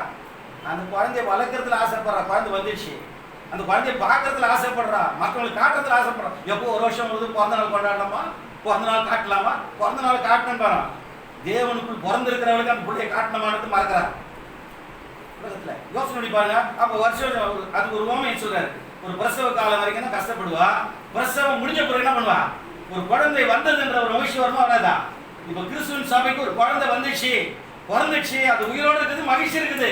அதனால நம்ம என்ன பண்ணல, வருஷம் வச்சு சா வச்சுட்டு வருஷம் வச்சு இந்த மாதிரி போய் மூலையில் உட்காந்து பிரசவ வழி அன்னைக்கு வந்துச்சு, அந்த வழி இந்த 3 நாள் அவஸ்தப்பட்டுன்னு கண்டேன், 3ஆவது நாள் குழந்தை பிறந்துச்சு, இப்போ நான் சந்தோஷமா இருக்கிறேன்னு சொல்லிக்கிறேன் இல்லையே. அப்ப சொல்றாரு அவர் ரோமை மேல வாசிக்கிறோம். ஸ்ரீயானவளுக்கு பிரசவ காலம் வந்திருக்கும் போது, ஸ்ரீயானவளுக்கு பிரசவ காலம் வந்திருக்கும் போது அவள் துக்கமடைகிறாள். பிள்ளை பெற்ற உடனே ஒரு மனுஷன் உலகத்தில் பிறந்தான், ஒரு மனுஷன் உலகத்தில் பிறந்தான் என்று மகிழ்ச்சியா இருக்கிறார். அதோட மகிழ்ச்சி தான். திரும்ப வருஷம் துக்கத்தை நினைச்சு பாக்குறாரா? நினைப்பா. ஆனா நடிச்சு காட்டுறால, நடிச்சு காட்டுறது இல்லை. ஆனா நம்ம நடிச்சு காட்டுறோம், அப்படி வாழ்ந்து காட்டுறோம், பண்டிகை பண்றாங்க. அடுத்தது வாசிக்கிறோம். அதுபோல நீங்கள் இப்பொழுது துக்கமடைந்திருக்கிறீர்கள். அதுபோல நீங்கள் இப்பொழுது துக்கமாயிருக்கிறீர்கள். நான் மறுபடியும் உங்களை காண்பேன். அப்பொழுது உங்கள் இதயம் சந்தோஷப்படும். உங்கள் சந்தோஷத்தை ஒருவன் உங்களிடத்தில் எடுத்துப்பட மாட்டான். உங்கள் சந்தோஷத்தை ஒருவன் நினைச்சு மாட்டான். இன்னைக்கு 2000 வருஷமா சந்தோஷத்தை எடுத்து போட்டுக்கிறான், மறுபடியும் சந்தோஷம் 3 நாள் சந்தோஷத்தை வர வச்சிருக்கான். ஆனா கிறிஸ்துவ சபையா இருக்கு, அது எப்போ நடந்து போச்சுங்க. இயேசு கிறிஸ்து உயிரோடு இருக்கிறாரு, எனக்கு அந்த சந்தோஷம் இருக்குது. சந்தோஷத்தை தொலைக்கவும் இல்லை, அப்படி ஒரு சடங்கை செய்யவும் இல்லை. அதனால மகிழ்ச்சியா இருக்காங்க கிறிஸ்துவ சபையா. யோசனை பண்ணி பாருங்க.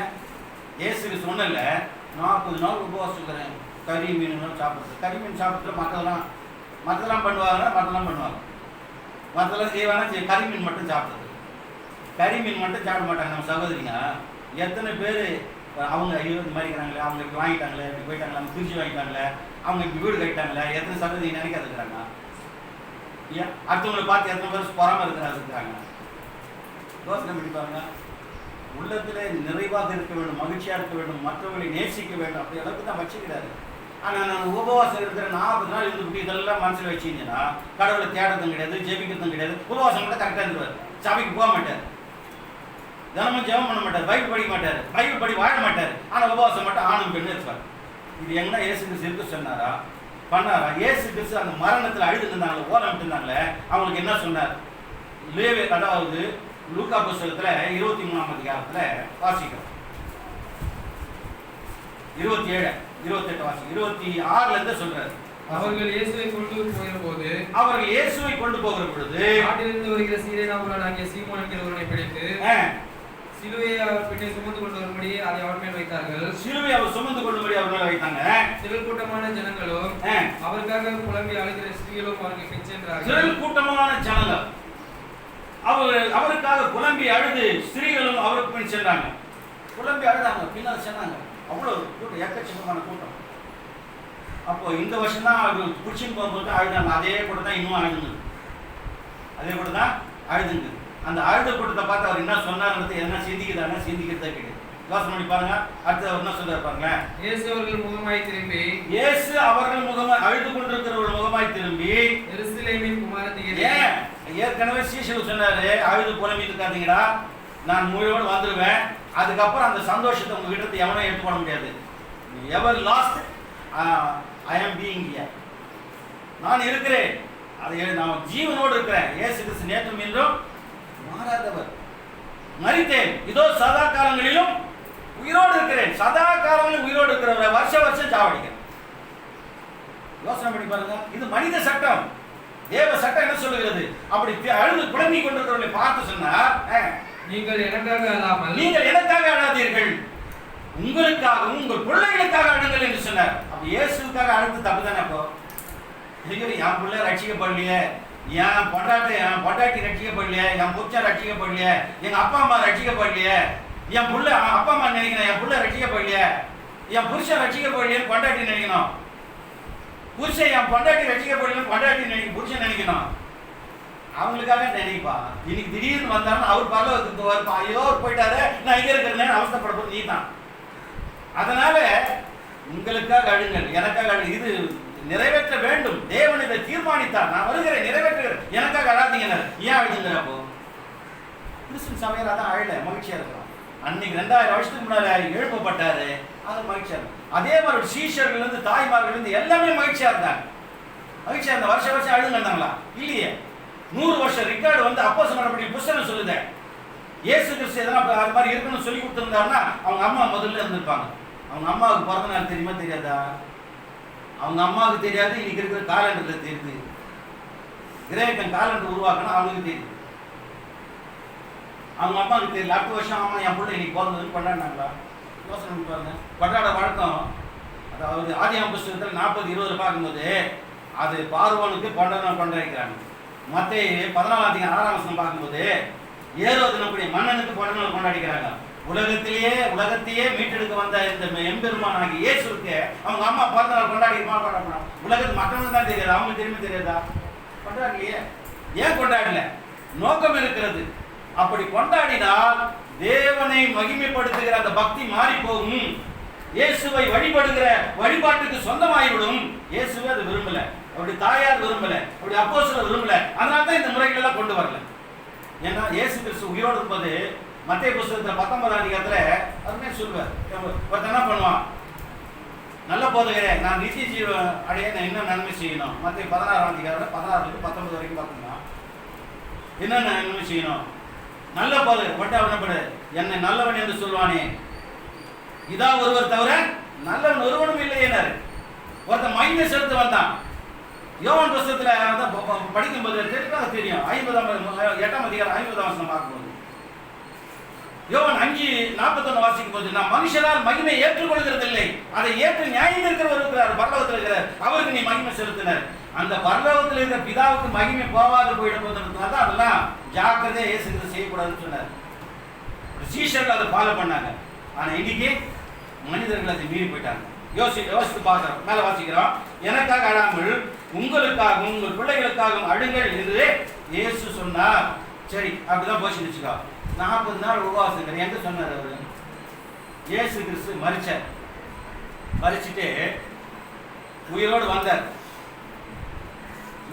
வந்துட்டு என்ன பண்ணாரு? அவர் என்ன நடந்தது அப்படின்னு பார்க்கும்போது இந்த வாஸ்த பகுதியிலே 11ஆம் வசனம் வாசிக்கிறோம். 24ஆம் அதிகாரம் 11ல இயேசு உயிரோடு வந்தார்னு சொன்ன உடனே ஸ்ரீகளும் சொன்னாங்க. அவங்க சீஷருடைய பார்வையிலே அது எப்படி இருந்தது? அது நம்பப்படாதது இருந்தது. வாசிக்கிறோம், இவருடைய வார்த்தைகள் அவர்களுக்கு வீண் பேச்சாக தோன்றியதினால், இவருடைய வார்த்தைகள் அந்த இயேசுடைய சீடர்களுக்கு வீண் பேச்சாக தோன்றியது. அதனால அவங்க நம்ப மறுத்தாங்க. அதனால கிளையப்பா நம்முடைய ஒரு சகோதரனும் இன்னொரு சகோதரனும் அவங்க எம்மாவூருக்கு எருசலேம் எம்மாவூருக்கு போயிருக்கிறாங்க. அவர் அவங்கள்ட்ட பார்த்துட்டு என்ன பண்றாரு? யாரோ ஒரு 3வது மனுஷன் மாதிரி பேசினே வர்றாரு. வேத வாக்கியம் சுட்டி காட்டுறாரு. அவங்க இருதயம் கொழுந்து விட்டு எரியுது. ஞானம் இல்லாத பேசிட்டு வரீங்களா? அவர் கொல்லப்பட்டாரு, இது கொல்லப்படணும், வரணும், மறிக்கணும் தான் தீர்க்கதரிசி மூலமா எழுதப்பட்டிருக்குது. இதை 25 வாசிக்கும் போது இயேசு கிறிஸ்து அவங்கள்ட்ட பேசினு வருவார் 28 வரைக்கும். அவங்க பேசும்போதுலாம் அவங்க இருதயம் மட்டும் கொழுந்து விட்டு எரியுது. ஆனா இயேசு வசனம் என்னது? ஆமா, இதெல்லாம் நடக்கணும் அப்படின்றத அவங்க மறந்து போயிட்டாங்க. அப்புறம் என்ன பண்ணாரு? அவங்க உள்ள போனாரு, எங்களோட கூட தங்கி இருங்கன்னு. உடனே அப்பத்தை எடுத்தாங்க, விட்டாங்க. உடனே இவர் அப்பத்தை எடுத்து என்ன பண்ணாரு? ஸ்தோத்திரம் பண்ணி அவங்க கொடுக்குறாரு. அப்போ உடனே இவர் அப்பத்தை படுற ஸ்டைல் இதெல்லாம் பார்க்கும்போது ஆண்டவர் தான் அப்படின்ற ஒரு நம்பிக்கை வந்தது. உடனே அங்கே கடந்து போயிட்டார். மறுபடியும் இவங்க இந்த செய்தியை எம்மாவூர்ல இருந்து மறுபடியும் திரும்பி ரிவர்ஸ் ஓடியாடுறாங்க எருசலேமுக்கு வந்து அந்த சீஷர் எல்லாம் கூடி உட்காந்துக்கிறாங்க. எருசலேம்ல 12 பேரும் 11 பேரும். அந்த 11 பேர் கூடிய இடத்துல வந்து, ஆமா ஸ்ரீகளை சந்திச்சாரு, இயேசு கிறிஸ்து சந்திச்சு உண்மைதான், பேதுரு போய் பார்த்தது உண்மைதான்.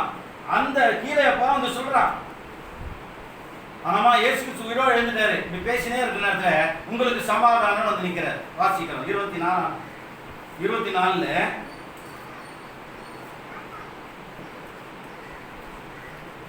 37 வாசிங்க. அவர்கள் கலங்கி பயந்து ஒரு ஆவியை காண்கிறதாக நினைத்தார்கள். அவர் அவர்களை நோக்கி 36ல சொல்றாரு, அவர்கள் பேசிக் கொண்டிருக்கிற இயேசு அவர் நடுவில் நின்று உங்களுக்கு சமாதானம் சொன்னார். சமாதானம் பார்த்தவனே அவரை பார்த்து பயந்துட்டாங்க. இயேசு கிறிஸ்து அப்படியே சாயல் அப்படியே தோட்டம் அப்படியே தெரியுது. ஆனாலும் பேயா வந்திருக்குமா, ஆவியா வந்திருக்குன்னு பயப்படுறான். நம்மளால என்னது பார்த்தா நிறையா வர்றத மறந்துட்டு இருக்கிறான். 3 நாளைக்கு அப்புறம் வருவேன்னு சொல்லிட்டு மறந்துட்டு இருக்கிறான். ஆவியை பார்க்குற மாதிரி பார்க்கறான். அப்பதான் சொல்றாரு, ஒரு ஆவி என் கையை பாருங்க, எங்க காலை பாருங்க, ஏன் ஏதாவது ஒரு மனிதனுக்கு இருக்கிற மாதிரி இருந்தா இல்லையா பாருங்க. ஆவிக்கு பிள்ளை இருக்காது. ஏன் பயப்படுறீங்க? தைரியமா இருங்க. இதெல்லாம் எழுதப்பட்டதெல்லாம் நிறைவேறிக்குதுன்றதை நம்புங்க. மறுபடியும் அதை பயந்து உட்காந்துங்கிறீங்கன்னு சொல்லிட்டு என்ன பண்ணுறாரு, பேசினே வருவார். பேசினா வந்து சொல்லுவாரு, இவ்வளவுதான் சொல்லிட்டு 42, 43 வாசிக்கும்போது அங்க என்ன நடந்தது பார்ப்போம். அப்பொழுது பொரித்த மீன் கண்டத்தையும் தேன் கூட்டு துணிக்கையும் அவர்கள் கொடுத்தார்கள். அவைகளை அவர் வாங்கி அவர்களுக்கு முன்பாக புசித்து அவரும் சாப்பிட்டாரு, அவங்களும் சாப்பிட்டாங்க. உபவாசமா இருந்தாங்க. யோசனை பண்ணி பாருங்க, சாப்பிட்டாங்க. அந்த 3 நாள் மட்டும்தான் கஷ்டப்பட்டு இருந்தாங்க. உபவாசம் இருக்கிறவங்கள தான் இன்னும் 4 முடியல, நீ இயேசு கிறிஸ்து உயிரோடு வந்து இது சாவிட்டு உயிரோடு எழுப்பினாங்க, அதனால உபவாசம் இருக்கிறேன்னு சொன்னாங்களா? சொல்லி யோசித்து பாருங்க. இதே யோவான் எழுதுகிறார். யோவான் 21ஆம் அதிகாரத்துல 9ஆம் வசனத்துல இயேசு கிறிஸ்து உயிரோடு எழுந்து வந்து மறுபடியும் மீன் பிடிக்க போயிட்டாங்க. அவங்க சந்திக்கிறார். சந்திச்சு அங்க பேசுறார், வாசிக்கிறார். அவர்கள் கரையிலே வந்து இறங்கின போது கரிநெருப்பு போட்டிருக்கிறதையும் அதன் மேல் மீன் வைத்திருக்கிறதையும் அந்த கரிநெருப்பு போட்டிருக்கிறதையும் அது மேல் மீன் வைக்கப்பட்டிருக்கிறதையும் பார்த்தாங்க. பார்த்துட்டு இயேசு அவர்களை நோக்கி, நீங்கள் இப்பொழுது பிடித்த மீன்கள் சிலவற்றை கொண்டு வாருங்கள் என்றார். சீமோன் பேதுரு படவில் ஏறி 153 பெரிய மீன்களால் இருந்த வலையை வாசிக்கிறோம். இயேசு அவர்களை நோக்கி வாருங்கள் போஜனம் பண்ணுங்கள் என்றார். சாப்பிடுங்கன்னாரு. ஐயோ நாங்க உபவாசங்கிற ஆண்டவரே அப்படின்னு சொன்னாங்களா? சொல்லியே கூப்பிட்ட வண்டி மீன் வச்சுக்கிறாங்க. ஓட்டமா மீன் வந்து பொறிச்சு வச்சுக்குது. சரி ஓட்டம் வந்து ரைட், எல்லாம் ஆளுக்கு மீன் வாங்கிக்கலாம். இல்லை ஆண்டவரே நாங்கள் சாப்பிட்றது இல்லை, நாங்கள் வந்து ஏசு கிறிஸ்து தான் போயிட்டார உபவாசத்தில் இருந்துங்கிறோம்னு சொன்னாங்களா? சொல்லியே சொல்லாத செயலும் செய்யாத நிகழ்ச்சியெல்லாம் நம்ம நிறைவேற்றி கொண்டிருக்கிறோம். யோசனை பண்ணி வாசிக்கிறோம். அவரை கர்த்தர் என்று சீஷர்கள் அறிந்தபடியினால் அவர்கள் ஒருவனும் நீர் யார் என்று கேட்க துணியவில்லை. ஒருவனும் நீ யாருன்னு கேட்க துணியல, கொடுத்ததை வாங்கிக்கலாம், சாப்பிட்டான். 15 வாசிக்கிறோம். அவர்கள் போஜனம் பண்ணின பின்பு இயேசு சீமோன் பேதுருவை நோக்கி, யோனாவின் குமாரனாகிய சீமோனே, இவர்களிலும் அதிகமாய் நீ என்னிடத்தில் அன்பாய் இருக்கிறாய் என்றார். அவர்கள் போஜனம் பண்ணின பின்பு, அப்படியே ஆண்டவரோடு கூட அவர்களும் போஜனம் பண்ணினார்கள். சாப்பிட்டு நாங்க யாரும் வந்து உபவாசம் இருக்கிறேன்னு சொல்லல, சாப்பிடாம இருக்கிறேன்னு சொல்லல. சரி, இந்த நிகழ்ச்சி நடந்தது. இயேசு கிறிஸ்து உயிரோடு எழுந்தாரு. மறுபடியும் அவங்க துக்கம் வச்சிருப்பாங்களா? மகிழ்ச்சியா இருந்தாங்க. இயேசு கிறிஸ்து மரணத்தை ஜெயமாக விழுங்கினார். ஜெயம், அதாவது மரணத்தை அவர் ஜெயித்தார் என்று மகிழ்ச்சியா பேசினாங்க. மகிழ்ச்சியா பேசுற உலகத்துல வாழ்ந்தாங்க. அதனால தான் என்ன செய்யல, வருஷம் அவரை சாப்பிட்டு கிறிஸ்துவின் சபை யார் என்ன செய்யல, அதை நிறைவேற்றல. உலகத்தின் மக்கள் அதை செய்கிறார்கள். இப்படி ஒரு பண்டிகையை பாரம்பரியத்தை இவர்கள் கொண்டு வந்திருக்கிறார்கள். இது எந்த சட்டம்? வேதத்துல சொல்லாதது, மனித சட்டம். அப்படின்னு பார்க்கும் பொழுது இப்ப நாம 3 பண்போம். ஏற்கனவே அது வரலாறு சொல்லிட்டேன். கிரேக்கர்கள் ஏன் வந்து அது பண்ணாங்க, ரோமர்கள் ஏன் கொண்டு வந்தாங்க, அந்த பழக்கத்தை விட முடியல, அதனால அவங்க கொண்டு வந்துட்டான். அவன் கொண்டு வந்துட்டான். நீ வேதத்தை படிக்கிற நாம கொண்டு வரலாமா, கொண்டு வரக்கூடாதா? யோசனை பண்ணக்கூடாதா? மனுஷன் எதனா ஒன்று சொன்னா டக்குன்னு எதனா பாஸ்டர் சொல்லிட்டேன், எங்க பாஸ்டர் சொல்லிட்டேன். அதனால பாஸ்டர் எது சொன்னாலும் கேட்கறான். இயேசுவான எது சொன்னாலும் வேதம் சொன்னாலும் கேட்கற விருப்பமாயி. ஒரு சம்பவத்தை சொன்ன பாருங்க. இந்த மாதிரி செயலெல்லாம் தேவனுக்கு அருவருப்பானது, பிரியமில்லாதது. அப்படிதான் மோசே வந்து என்ன பண்ணாரு, 10 கற்பனை வாங்கிட்டு மலையில போனார். அவர் வர்றதுக்கு 40 நாள் ஆச்சு. அதுக்குள்ள அந்த அவசர கொடுக்க எல்லாம் அவசர புத்தி. உடனே நான் ஆயிஷே, அவருக்கு என்ன ஆயிடுச்சே தெரியாது.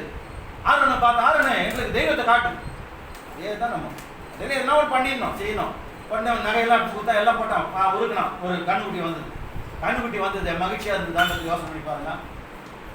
யாத்ராகமம் 32ஆம் அதிகாரம் 5-6 வாசிக்கிறோம். ஆரோன் அதை பார்த்து அதற்கு முன்பாக ஒரு பலிபீடத்தை கட்டி நாளைக்கு கர்த்தருக்கு பண்டிகை என்று கூறினான். என்ன பண்ணாங்க? அது நான் சொன்னதெல்லாம் முதல்ல வந்துச்சு. எதில் வந்தது? நகை கொண்டு வந்தாங்க, போட்டாங்க, ஊருக்குனாரு.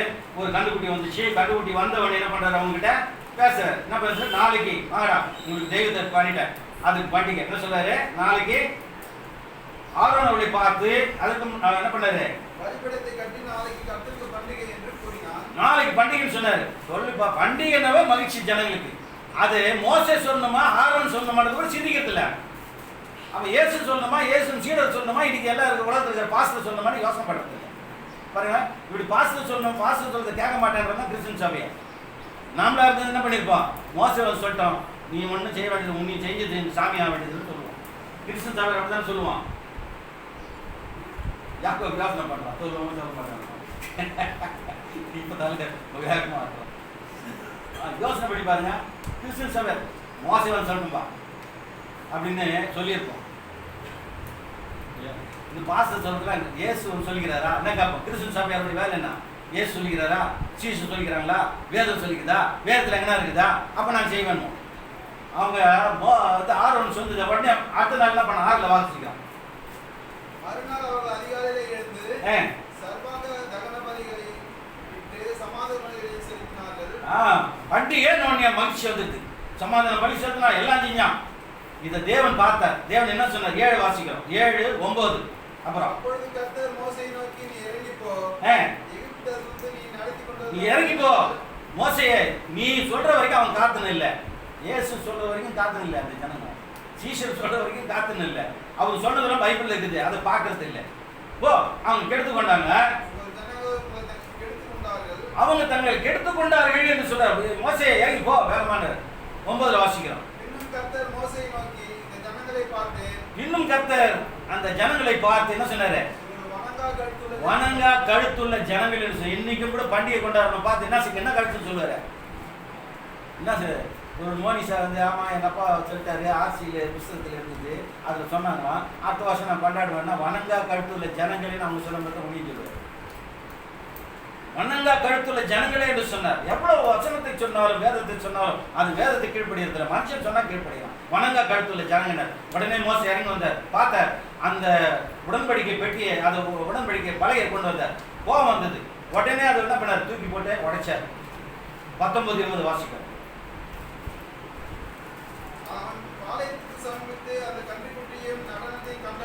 ஆமா, கண்டுபிடி செஞ்சுட்டு நடனம் ஆடுறது ஜாலியை கெடுத்து உடம்பை கெடுத்துக்கு தான் பண்டிகை. ஜாலியா இருந்தான் பார்த்துட்டு கையில இருந்த பலகைகளை மலையின் அடியில எடுத்து உடைத்து போட்டான்.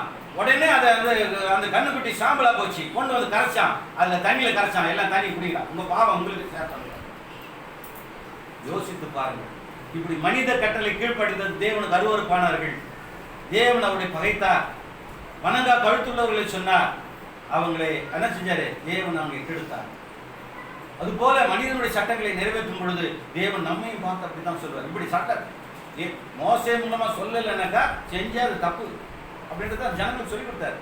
இதே உபாகம புஸ்தகத்துல 12:32 வாசிக்கிறோம். வேகமா வாசிக்கிறோம். அடுத்த ஒருத்தர்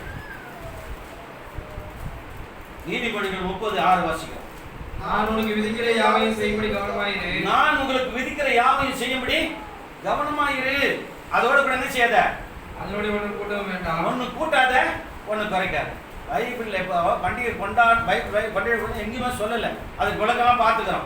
ஏன் கொண்டாடல? இயேசு ஜீவிக்கிறார், உயிரோடு இருக்கிறார். அவருக்காக நீ அழாத. உனக்காக பிள்ளைகளுக்காக, உன் பக்திக்காக, நீ பரலோகத்துக்கு போகிறதுக்காக அழுதினார். ஆனால் அழுது உட்காந்துருந்தா அப்போ மனுஷ சட்டம். அப்போ அதோட ஒன்று கூட்டக்கூடாது. பைபிள் இல்லாத நீ பண்டிகை கொண்டாட பைபிள் இல்லாத செய்யறான்னா கூட்டி இருக்கான். அதோட ஒன்று கூட்டாத, குறைக்காத. குறைச்சி கூட்டினா குறைச்சா தேவன் பண்ணுவாரு.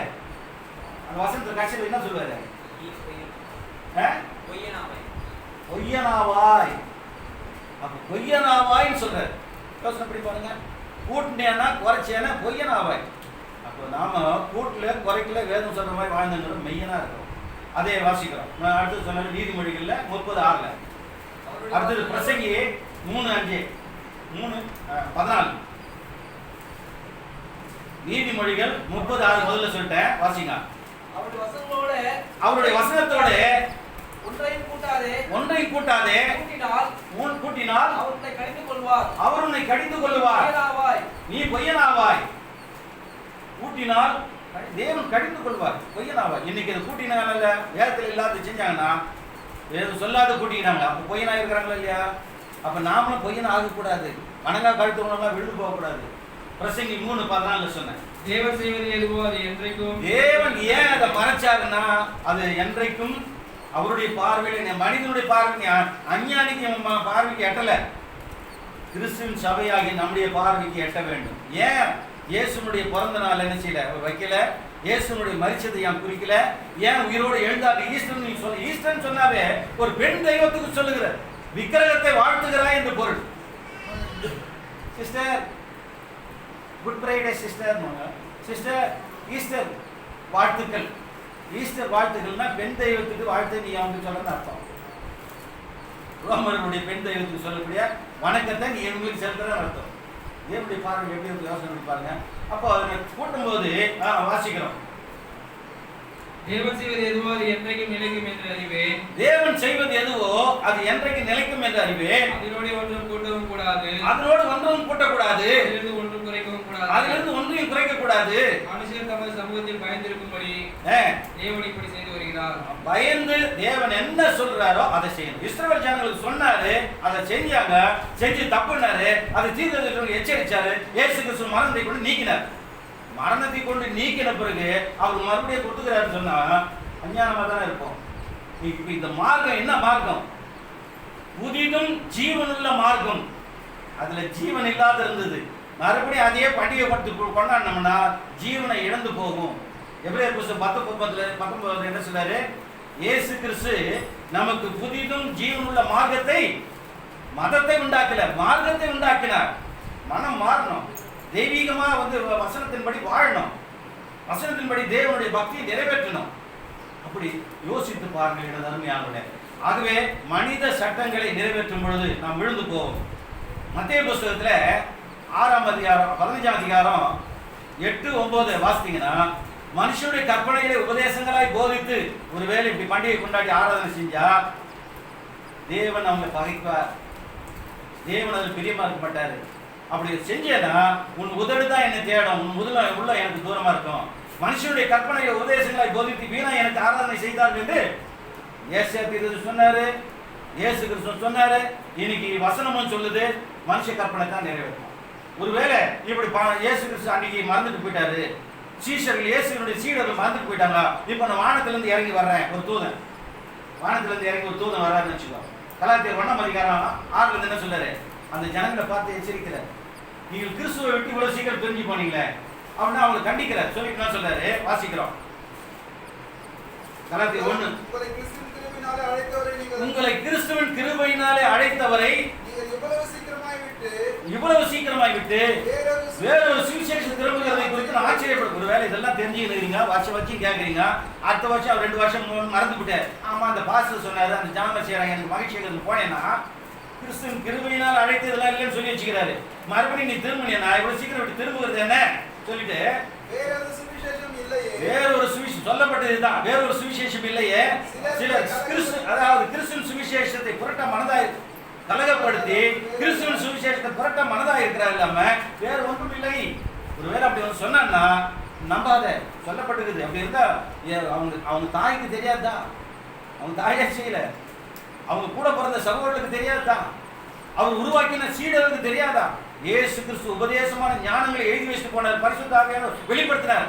எபிரேயர் புத்தகம் 2ஆம் அதிகாரத்தில் 2-4 வரைக்கும் பார்த்தீங்கன்னா, இவ்வளவு பெரிய ரட்சிப்பை குறித்து கவலையற்றவர்களும் அவர் தண்டனைக்கு எப்படி தப்பித்துக் கொள்ளுவீர்கள். முதலாவது கர்த்தர் மூலமாய், பின்பு அவருடைய சீஷர்கள் மூலமாக பரிசுத்த ஆவியினாலும் அற்புதம் அடையாளங்களால் நிறைவேற்றப்பட்டிருக்கிற வசனத்தை விட்டு விலகினா வர்ற தண்டனைக்கு எப்படி தப்பித்துக் கொள்ளுன்னு பேசிக்கிறார்.